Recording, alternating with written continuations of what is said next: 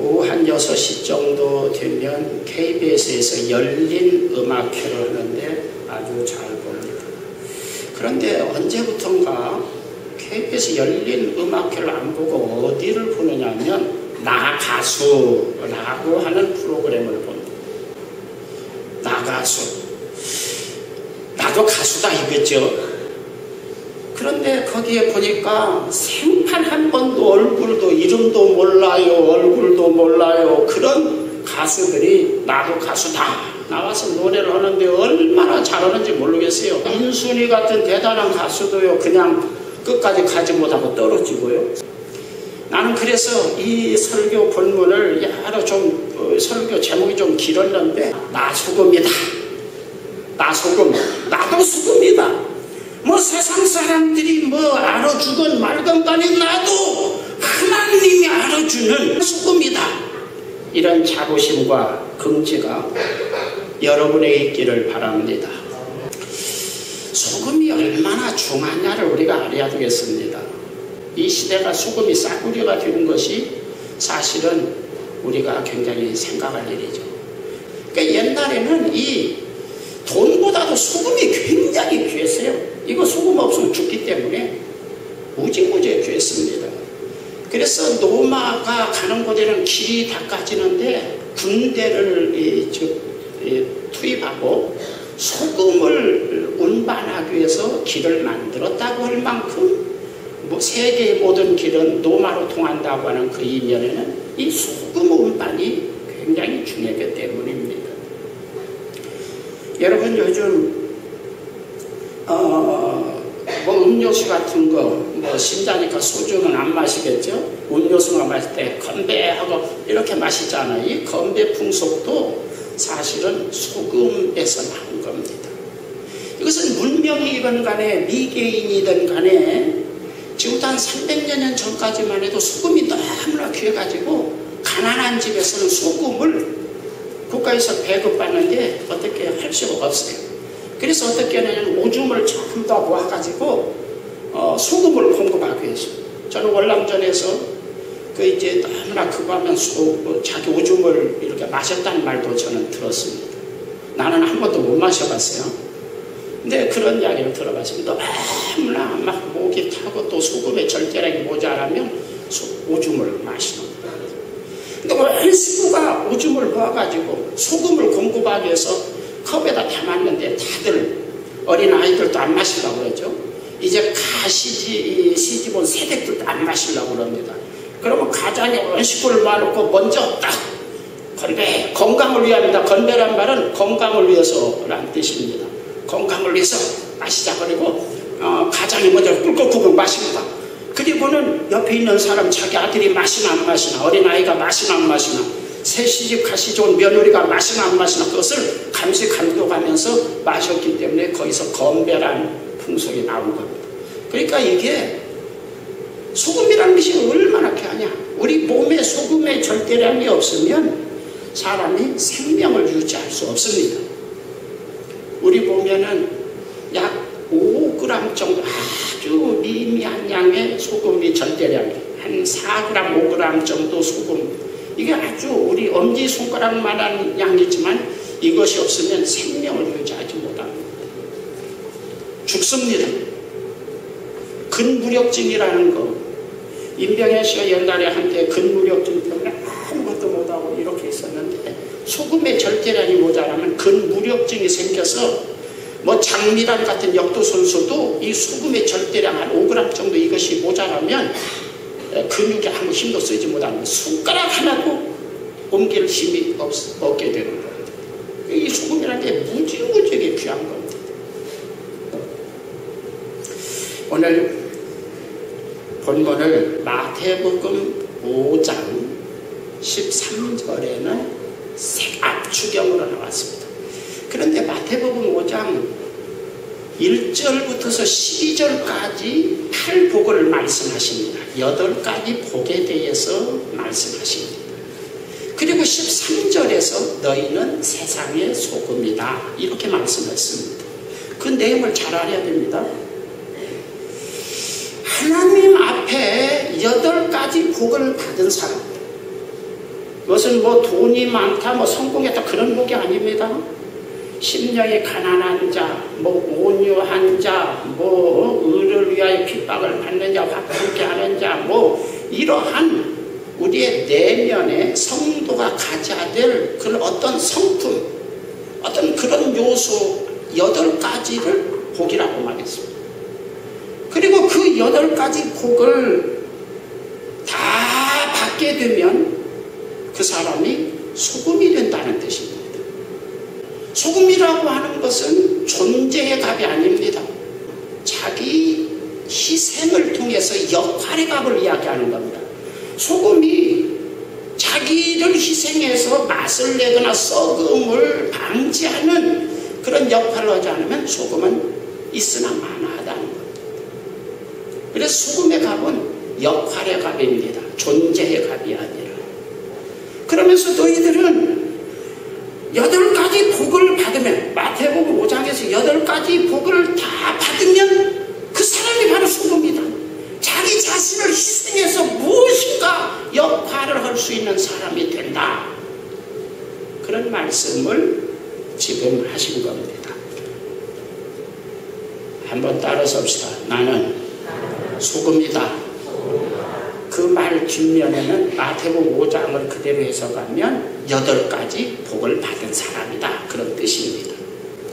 옆에 사람하고 인사합시다. 당신은 8가지 복을 받았수? 그러면 소금이요. 그 8가지 복을 못 받았으면 그가 뭐 교회 다니고 뭐 별스럽게 뭐라고 그래도 그 사람은 소금 아닙니다. 그리고 신자다운 신자가 아닙니다. 그가 목사든지 그가 뭐 장로든지 뭐 대단한 사람이라고 할지라도 그가 뭐 방언을 말하고 예언을 말하고 뭐 성령 충만치 주둥이로 아무리 떠들어도 그 사람은 소금이 아닙니다. 오늘 나는 소금이다. 이 말씀이 여러분의 자부심이 좀 되기를 주의 이름으로 축원합니다. 오늘 말씀으로 들어가는 겁니다. 오늘 말씀 50절을 한번 보겠습니다. 다 같이 읽습니다. 소금은 좋은 것이로되 만일 소금이 그 맛을 잃으면 무엇으로 이를 짜게 하리요. 너희 속에 소금을 두고 서로 화목하라 하시니라. 할렐루야.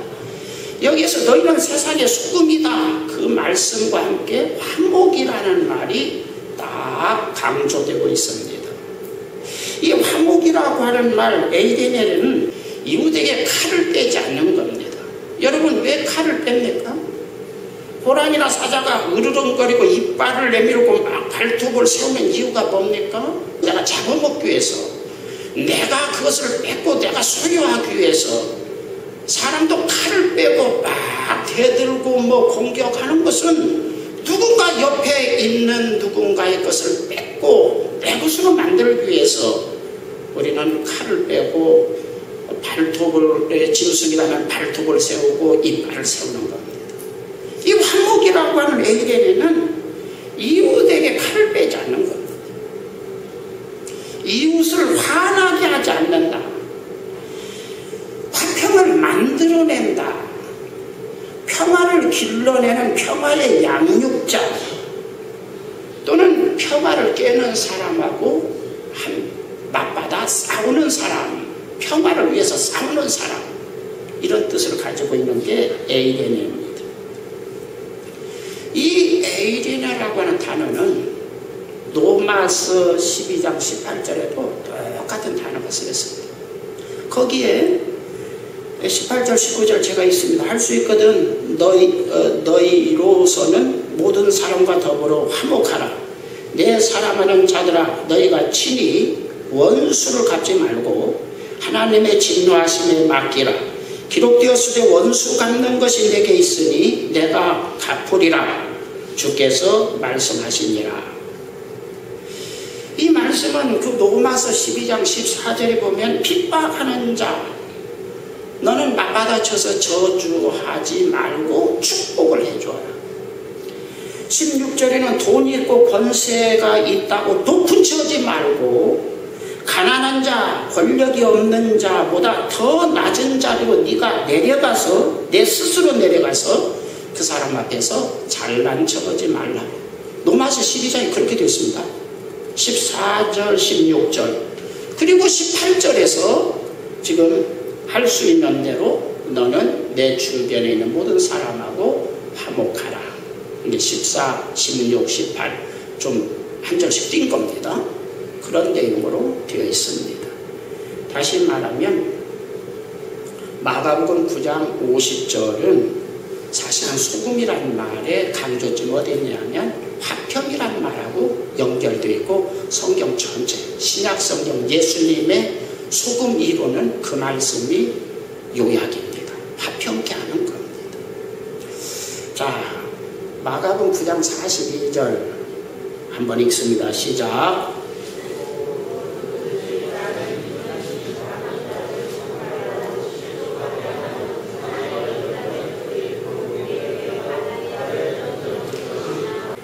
이 말은 네가 옆에 사람을 아주 그냥 막 신경이 곤두서게 해서 교회 생활할 때 교회 안에 교회 나왔다가 실망하고 낙심되고 막 그냥 어떤 분노를 느끼게 한다면 너는 그 사람 목에다가 한 연자맷돌을 밧줄로 묶어서 바다에다가 던져서 죽이는 아주 살인행위와 같은 것이다. 이 말씀은 그런 말입니다. 그러니까 교회 안에 작은 자, 가난한 자 또는 장애인 또는 별 볼 일 없는 자를 가진 자, 뭔가 힘 있는 사람이 무시하고 함부로 대하는 것을 금한 겁니다. 만약에 그렇게 해서 그 사람이 좀 아까 에이레네라고 하는 말이 상대방을 향해서 칼을 빼지 않는 겁니다. 상처받게 하지 않는 겁니다. 분노를 유발하지 않는 겁니다. 상대방이 말로 표현을 못해요. 뭐 가난하고 힘없는 게 뭐라고 말할 수는 없지만 지렁이도 밟으면 꿈틀거리는 것처럼 속에서 어떤 분노, 이런 싸가지 없는 교회가 뭐 이래 어떤 분노와 이런 마음이 생기도록 네가 말을 하고 무시하는 말을 하고 함부로 돼 있다면 너는 그 사람을 연자맷돌을 그 목에다가 밧줄을 묶어서 바다에다 던지우는 살인행위를 한 것이다. 그러면서 43절에는 만약에 네 손이 그런 짓거리를 했다면 그 손을 잘라버려라. 45절에는 네 발이 만약에 그런 짓거리를 했다면 한쪽 다리를 발모가지를 잘라버려라. 그 발모가지죠. 발이 아니라. 그 다음에 내 눈이 만약에 그런 일을 하게 했다면 그 눈을 빼버려라. 그렇게 해서 병신이 되어서라도 영생을 얻는 것이 두 팔, 두 다리, 두 눈을 가지고 지옥에 떨어지는 것보다 낫다. 그러면서 화평을 말씀하신 겁니다.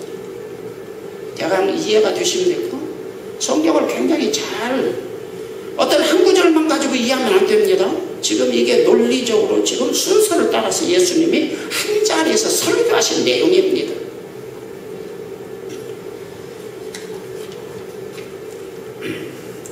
교회 안에 지금 이 말씀은 42절 다시 봅니다.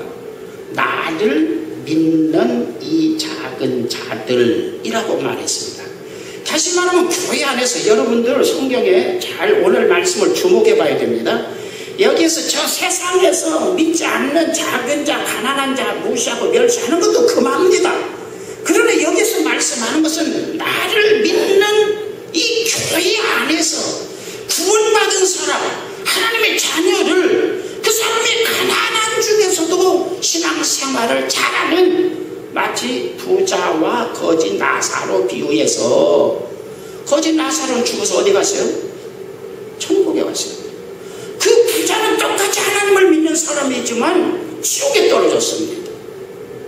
이 가난한 거지 아주 막 부잣집 문 앞에서 그냥 그 먹다 버린 찌끄러기나 주워먹고 사는 사람, 개만도 못 오는 사람, 그런 사람이라 볼지라도 구원받은 사람이에요. 그건 하나님의 생명이 그 속에 들어와 있는 하나님의 아들. 할렐루야. 이 세상에서 하나님의 아들, 딸, 구원받은 사람으로서 아주 가난하고 아주 힘겹게 사는 사람, 내가 좀 부자고 내가 좀 힘있다고 무시하고 멸시하면 그 아버지가 되시는 누가 열받습니까? 하나님께서 이런 싸가지 없는 새끼, 내 금쪽 같은 새끼를 네가 좀 이 자식, 내 아들을 네가 이 자식, 내 딸 아들을 네가 멸시하고 천대하고 무시해? 세상에서 내가 어떤 섭리 때문에 어떤 목적을 이루기 위해서, 그를 통해서 목적을 이루기 위해서 그를 가난한 자리에 두었지만 그가 어려움 속에서도 아주 몸부림치며 신앙을 지켜가는 그 모습을 볼 때 나는 가슴이 아프다. 그런데 인마 네가 내 아들 딸을 멸시하고 무시하고 함부로 대 이런 싸가지 없는 새끼, 네가 영생을 이미 얻었다고 할지라도 너는 네가 영생을 얻었다고 네가 착각할 뿐이지 너는 내가 지옥에 보내겠다. 그런 말로 성경은 되어 있는 것. 그래서 우리가 축복받은 사람이 조심할 일이 있어요. 구원받은 그 다음에 성경에서 제일 강조되는 면이 이 부분입니다. 좀 말씀을 보면 여러분이 깜짝 놀랄 거예요. 성경에서 구원을 많이 강조하고 그 다음에 강조하는 것이 구원받은 사람이 축복받고 은혜 받은 그 다음에 내 주변에 구원받은 주변 사람을 무시하는 것.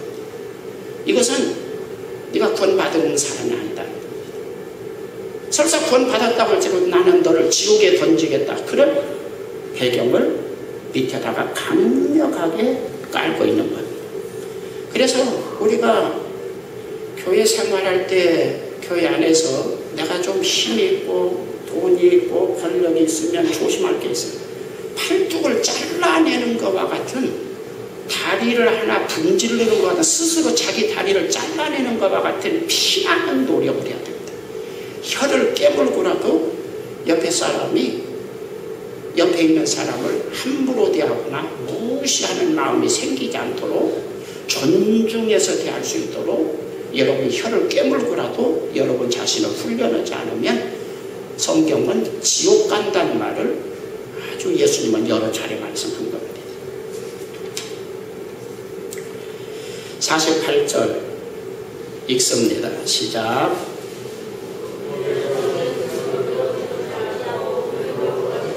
(49절) 읽습니다. 자, 지옥에 가면 구더기도 안 죽는다. 그러니까 너는 영원히 형벌을 받는다.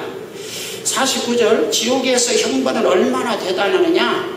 면도칼로 살을 쫙쫙 긋고 소 여러분 소고기 절여서 양념하듯이 하고 거기다가 막 불을 막 치는 것처럼 집어넣는 것처럼 하는 고통을 죽지 않고 영원히 받게 될 것이다. 여러분, 지옥에 대해서 지옥의 실상을 가장 구체적으로 리얼하게 표현한 단 한 번의 성경 구절입니다. 성경은 지옥의 실상에 대해서 별로 말씀 안 해요. 천국에 대해서도 별로 실상을 말하지 않습니다. 왜냐하면 말로 표현할 언어가 없기 때문입니다. 표현해봤자 아주 이건 어설프게 표현하기 때문에 그 지옥의 고통과 이것을 어떻게 표현할 수 없기 때문에, 언어로서 표현할 수 없기 때문에 말하지 않습니다. 그런데 이 부분에서 오직 딱 한 군데, 지옥의 실상, 얼마나 무섭고 고통스러운가를 표현한 단 한 곳입니다. 그것이 어디냐? 믿는 교회 안에 있는 신자, 가난한 신자, 아주 힘없는 신자, 장애인, 이런 사람을 무시하고 함부로 대하는 사람에 대한 형벌을 이야기할 때 지옥의 실상을 구체적으로 단 한 번 여기서 표현한 겁니다. 예수님께서 얼마나 이 문제에 대해서 관심을 가지고 있는지 여러분이 꼭 기억해야 됩니다. 제가 어제 저녁에 밤늦게까지 조사를 해서 성경을 조사했는데 지옥어로 번역된 예수님의 그 복음서, 사복음서의 성경 구절은 11번 나옵니다. 11번 지옥이라. 물론 불못이나 여러 이런 표현도 있지만 그런 데 포함하지 않고 지옥이라는 말로 그냥 아주 번역된 그곳은 예수님의 사복음서에 11번 나옵니다. 그런데 7번이 어디에 쓰였느냐면 교회 안에 있는 가난하고 힘없고 아주 이런 사람들을 함부로 대하는 사람들에 대한 형벌을 이야기할 때 7번이라 11번 중에 7번을 지옥이라는 말로 표현하신 겁니다. 그러니까 여러분들이 다 구원받았어, 축복받았어, 그리고 좀 내가 힘있고 돈있고 권력을 잡았을 때 이것은 무지무지하게 조심해야 되는 겁니다.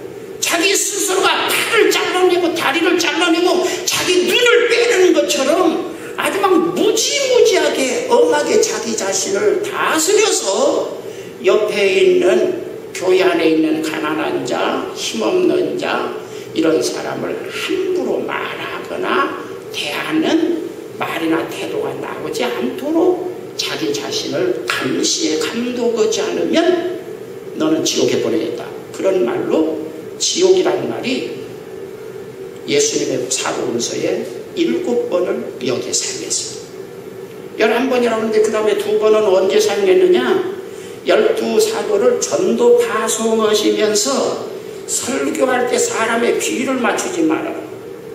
사람의 눈치 보느라고 두려워서 사람 비위를 맞추면 너희 자식 너 지옥 보낼 거야. 그래서 마태복음 10장 28절에 몸은 죽여도 영혼은 능히 죽이지 못하는 자들을 두려워하지 말고 오직 몸과 영혼을 능히 지옥에 멸하실 수 있는 이를 두려워하라.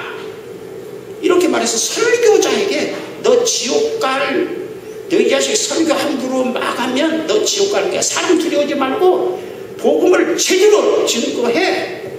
그때의 지옥이라는 말을 말씀합니다. 이건 설교자에게 하시는 말씀. 그 다음에 2번은 마태복음 23장에서 여기도 설교자들입니다. 화 있을진저 의시가는 서기관과 바리새인들이여 너희는 교인 한 사람을 얻기 위하여 바다와 육지를 두루 다니다가 생기면 너희보다 배나 더 지옥 자식이 되게 하는도다. 잘못된 교회와 잘못된 설교 제자 훈련을 받으면 더 배나 지옥 가는 사람이 된다. 산과 바다로 두루다니면서 전도해가지고 신자 하나를 얻으면 배나 더 지옥의 자식이 되게 제자 훈련을 시킨다. 그 제자 훈련 내용이 교회 부흥이나 충성 봉사 그것에 제자 훈련을 맞췄다면 저는 그런 제자 훈련 잘 안 시켜요. 마태복음 23장 25절에 보면 서기관과 바리새인들을 지옥에 보내는 이유가 있습니다. 25절에 화 있을진저 이 시간은 서기관과 바리새인들이여 잔과 대접의 것은 깨끗이 하되 그 안에는 탐욕과 방탕으로 가득하게 하는 도다. 이렇게 말했습니다. 이 말은 무슨 말이냐면 제자 교육을 시키는데 아주 열심히 전도해서 제자 훈련을 시키는데 도덕적으로 윤리적으로 교양 있게 상식 있게 품 있게 예의 바른 사람을 만들어요. 겉으로는. 그러나 그 속은 더 탐욕 더 많이 가지려고는 남의 것을 더 많이 뺏어서 내 것으로 만들게 하는 그런 욕심을 막 하면 된다 막 그냥 이런 말을 막 해서 다른 사람을 죽이고 거꾸로 두고 짓밟고라도 내가 막 성공하고 내가 더 많이 갖게 하는 그리고 이 세상에서 더 즐기고 막 하게 하려고는 어떤 설교를 많이 한다 이겁니다. 그러니까 너는 지옥 가라 이겁니다. 그 설교자에 대해서 이야기한 겁니다. 이건 예수님 복음서에 나와 있는 명시적인 지옥입니다. 2번을 여기에 사용하셨습니다. 11번 중에 제자 전도할 때 사도들에게 전도 파송은 사람 두려워하지 말아라. 그 다음에 지금 여기에서 서기관과 바리새인들 설교할 때 참 열심히 해요. 제자 훈련도 열심히 해요.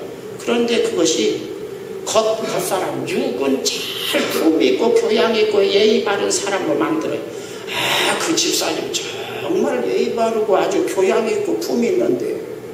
그런데 속은 다 욕심, 탐욕으로 가득한 사람으로 자꾸 길러낸다 이겁니다. 그러니까 너 지옥 가라 이겁니다.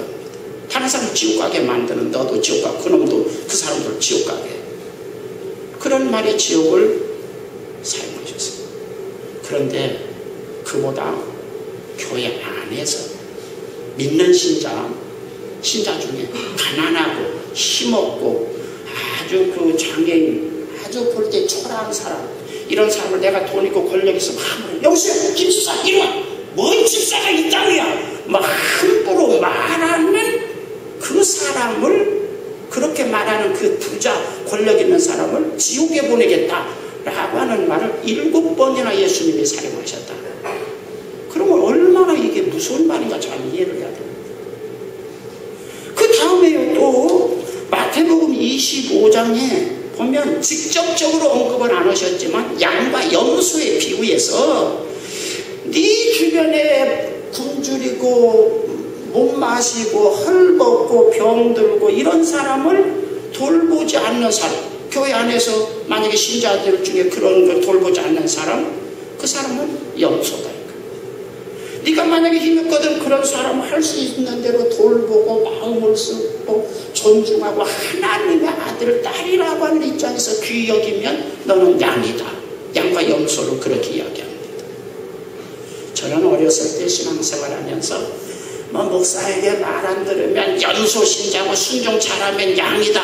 그런 말은 성경에 없습니다. 다만 교회 안에 헐벗고 굶주리고 병든 하나님의 자녀 중에 그런 사람을 돌보고 잘 관심 갖는 사람은 양이고, 그것을 무시하고 멸시하고 함부로 대하고 교회 안에서 잘난 척하고 뻐기고 아주 그냥 꺼들먹거리고 이런 사람은 네가 염소다. 그렇게 지금 말씀하신 겁니다.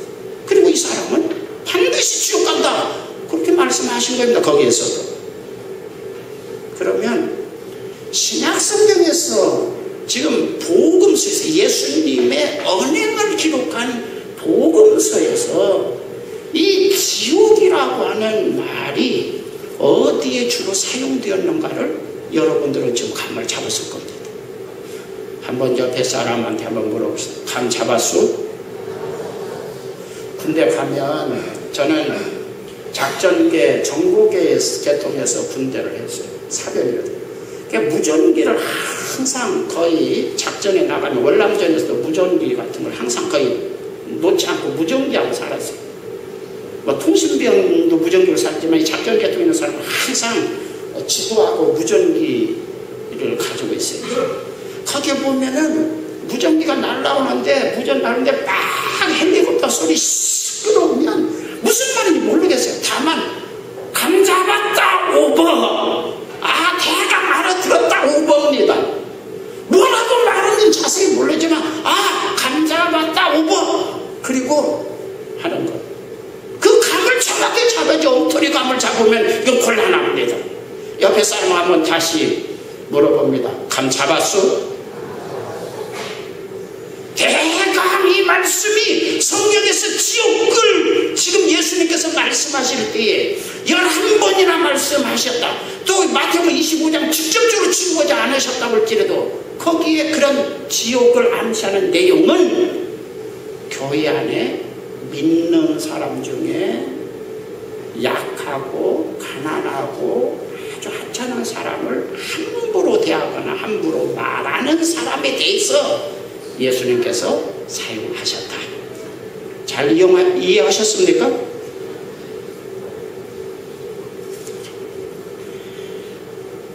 마태복음 5장 22절 24절을 찾아봅니다. 거기에는 직접적인 표현이 안 나와 있지만 그 내용도 볼 필요가 있죠. 한번 다 읽습니다. 조는 사람이 딱 한 사람이 있으니까 성경을 찾는 겁니다. 다 같이 읽습니다. 나는 너희에게 이르노니 형제에게 노하는 자마다 심판을 받게 되고 형제를 대하여 나가라 하는 자는 공회에 잡혀가게 되고 미련한 놈이라 하는 자는 지옥불에 들어가게 되리라. 그러므로 예물을 제단에 드리려다가 거기서 내 형제에게 원망 들을 만한 일이 있는 것이 생각나거든 예물을 제단 앞에 두고 먼저 가서 형제와 화목하고 그 후에 와서 예물을 드리라. 여기서 노하다, 형제에게 노하는 자마다, 노하다 올기조라는 말은 형제가 분노를 느끼게 하는 겁니다. 나는 그냥 뭐 보통 말로 했어요. 습관처럼 하자. 남을 무시하고 이런 사람 무시, 아래 사람 무시하고 함부로 되는 사람은 거침없이하게 야 저기 뭐야 너 바보 같은 자식 그것도 몰라 이 병신 쪼다 같은 새끼 막 함부로 자기는 거침없이 하겠어요. 그러나 듣는 사람은 모멸감을 듣고 분노를 느꼈다. 여기서 올기조란 말은 분노를 느낀다는 겁니다. 무시해서 분노를 느끼게 하는 사람은 심판받게 된다. 반드시 수 안에서 하나님이 따지신다. 너는 뭔데 이 자식아? 네가 도대체 뭐야? 하나님이 따지신다는 거죠. 그 다음에 나가라 하는 자는 여기서 나가라는 거야. 지금 나가라 그런 말 아니에요. 이 나가라고 하는 말은 헬라어는 흐리카라고 하는 단어를 썼어요. 히브리어 나가는 흐리카입니다. 이 말은 바보, 미련한 놈, 어리석은 놈 그런 뜻인데 그 밑에 또다시 반복해서 나온 겁니다. 나가라는 그 나가라는 말은 미련하다, 바보다, 어리석다. 야, 바보야. 너가 그 일을 보면 그렇지 뭐 이런 것도 몰라. 이렇게 사람을 무시하고 함부로 대하고 아주 모멸감을 느끼도록 말을 하는 사람은 어떻게 해요? 지옥불에 던져갈 거다. 여기 보면 지옥불에 하나님께서 보내겠다. 그렇게 말하는 거예요. 그게 교회 안의 사건입니다. 그러면서 예물을 드리다가 예배를 드리다가 또는 헌금을 드리려고 하다가 돈 1,000만 원 1억 헌금 그 헌금이 대단하지만 목사는 대단하게 봐요. 그러나 하나님은 그렇지 않습니다. 그거 드리려고 하다가 네가 엊그제 함부로 말해서 그 옆에 있는 형제가 분노를 느끼고 모멸감을 느끼는 것이 생각나거든. 얼른 가서 예배 시간이 지나도 괜찮아. 가서 그거부터 해결하고 와서 예배 드리고 헌금해라. 그렇지 않으면 네 예배고 헌금은 나는 그런 거 안 받아. 이렇게 지금 말씀한 겁니다. 이해하셨습니까? 옆에 사람과 다시 인사합니다. 감사하소. 무지무지하게 무거운 말씀입니다. 감잡기를 바랍니다. 그래서 그 사람이 용서 안 해주면 너 용서할 때까지 무릎 꿇고라도 싹싹 빌어서 용서 받은 다음에 너 예배 드리라. 따라서 합시다. 하나님께 용서받는 것은 잘못했다고 회개해야 시인해야 용서받는 것이다. 인간관계도 그렇습니다. 가끔가다 우리는 상대방이 너에게 잘못했다고 하거든 너는 7번씩 70번이라도 용서해. 상대방 그 자식이 잘못했다고 하지도 않는데 그냥 그냥 다 용서했어. 그렇게 말하지 않습니다. 인간관계에 있어서 우리가 가끔가다 성경을 너무나 편하게 해석하다 보니까 우리가 이게 아주 그냥 인간관계에 뒤죽박죽이 되는 거예요. 형제가 와서 너에게 잘못했다고 하거든 너는 하루에 7번씩 70번이라도 그러면 490번 한 500번 하루에 와서 잘못했다고 하면은 한 1분 만에 한 번씩 와서 잘못했어 미안 또 갔다가 또 와서 이 짓거리를 한단 말이죠. 그러나 그것이 진실이라. 정말 잘못했다고 할 때는 진실해서 그러나 가서 보니까 또 그것이 안 되어가지고 또 잘못하면 또 와서 빌면 너는 그 사람 이 자식 사람 놀리나 그러지 말고 너는 용서해라. 그러나 진실을 먹고 잘못했다고 용서도 하지 않으면 그것은 성경에 언급하지 않았어요. 용서라는 말을 하지 않았어요. 그걸 여러분 잘 이해하시기 바라요. 50절 다시 갑니다. 50절 있습니다. 다시 시작.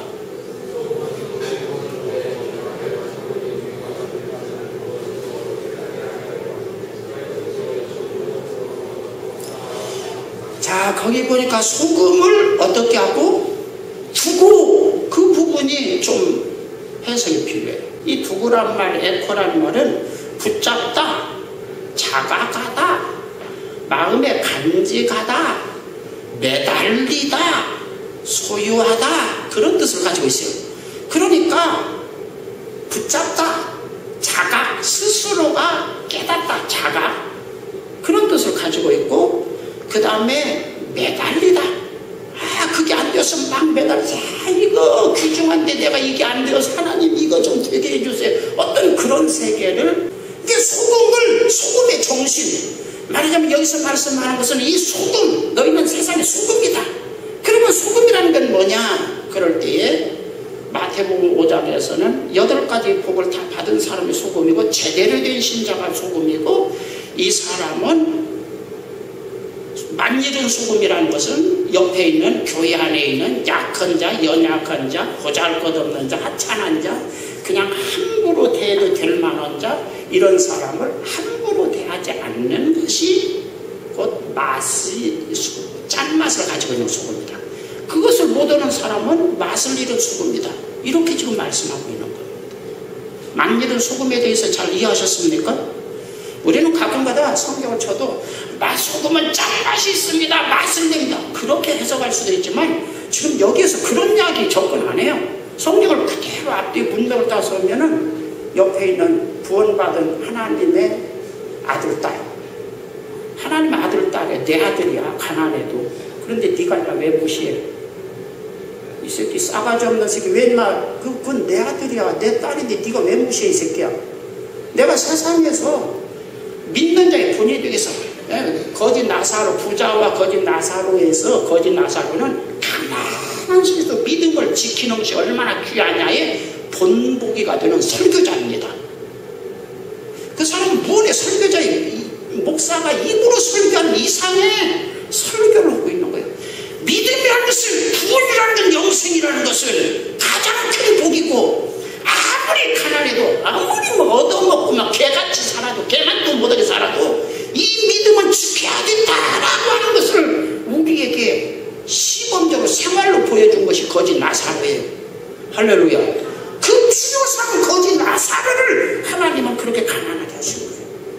그러나 하나님은 보실 때 아들 된 그 거짓 나사로가 그렇게 세상에 살 때 얼마나 하나님 마음이 아팠겠어, 안쓰러워. 그런데 너까지도 그를 무시해? 이런 싸가지 없는 새끼야.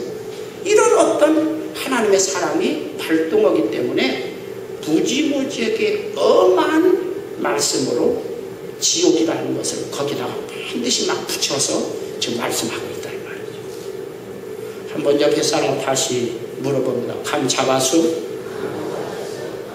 대강 이해하셨습니까? 이해하셨어요? 이해해야 돼요. 이건 무지무지하게 중요한 겁니다. 성경에서 극단적인 표현, 지옥 보내겠다. 네 손 잘라. 손 자르고 다리를 잘라더라도 네 속에서 이런 것이 나오면 네 손 잘리는 아픔, 눈을 빼버리는 결단력을 가지고 이거 이겨내지 못하면 너 지옥 간다. 이런 말씀이에요. 이건 무지무지하게 어렵고도 절대적인 요구입니다. 그런데 우리는 이것을 아주 하찮게 생각한다는 말이죠. 이것이 꼭 되기를 주의 이름으로 축원합니다. 이것이 꼭 되기를 주의 이름으로 축원합니다. 마태복음 5장 9절로 갑니다. 다 같이 읽습니다. 화평하게 하는 자는 복이 있나니 그들이 하나님의 아들이라 일컬음을 받을 것이니요. 할렐루야. 화평케 하는 사람은 그 사람이 하나님의 아들이다.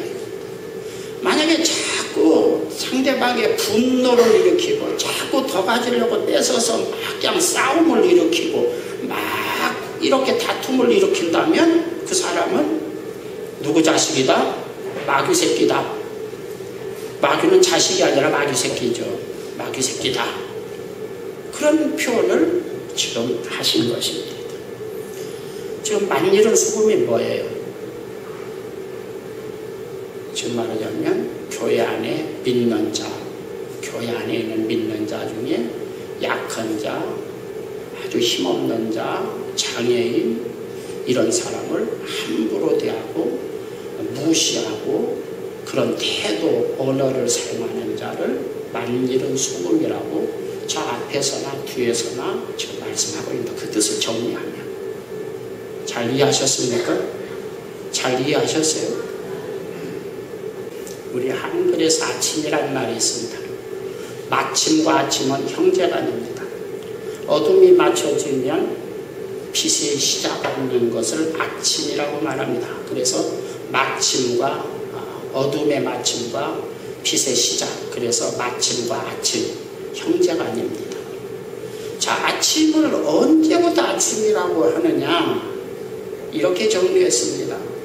옆 사람이 누군가, 이게 개똥인가 갑순인가 갑돌인가 볼쇠인가, 옆 사람이 분간할 수 있을 만한 빛이 있을 때 그때부터 아침이라고 하는 거예요.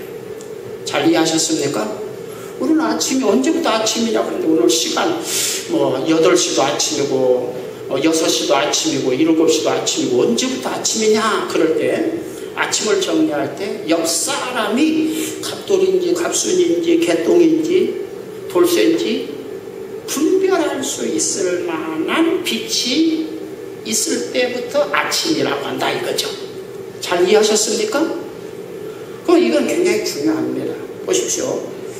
옆에 사람이, 내 옆에는 교회 안에 있는 이 옆에 사람이 가난하고 아주 헐벗고 굶주도 병들었어도 구원받은 하나님의 생명을 받은 하나님의 아들, 딸이라고 분별하는 분별력이 생겼을 때 비로소 빛의 자녀입니다. 잘 이해하셨습니까? 자, 교회 안에 있는 옆에 있는 사람이 지금 헐벗고 가난하고 병들고 아주 보잘것없어도 하나님의 아들, 하나님의 생명을 받은 하나님의 아들, 딸이라고 알아보는 그때부터야 그 사람은 빛의 자녀입니다.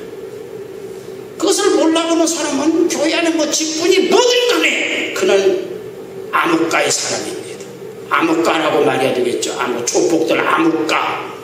흑암의 사람이고 어둠의 사람입니다. 빛의 자녀가 아닙니다. 아셨습니까? 한번 옆에서 한번 다시 물어본다. 감 잡았어? 누가 빛의 사람이냐? 누가 어둠의 사람, 암흑가의 조폭 같은 사람이냐? 교회 안에 있는 폭력배입니다. 이거.